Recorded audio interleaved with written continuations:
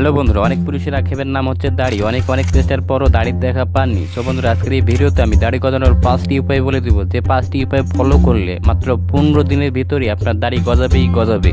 Number 1, ফিনারেস্টেরয়েড medicine বা tablet. প্রতিদিন খাওয়ার পর একটি করে ফিনারেস্টেরয়েড ট্যাবলেট গ্রহণ করুন, কারণ আপনি হয়তো জানেন না, চুল পড়া রোধ, নতুন চুল গজানো ও মুখে দাড়ি গজানোর জন্য বর্তমান বিজ্ঞানের সবচেয়ে বড় আবিষ্কার এই ফিনারেস্টেরয়েড মেডিসিন। এটি ব্যবহারে 2 থেকে 3 সপ্তাহে দাড়ি গজানো সম্ভব।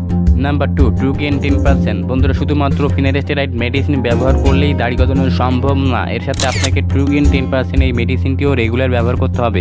এটি একটি হেয়ার টপিক্যাল মেডিসিন। ট্রুগেন 10% দিনে ও রাতে 12 ঘন্টা পর পর এটি আপনার মুখে ব্যবহার করতে হবে।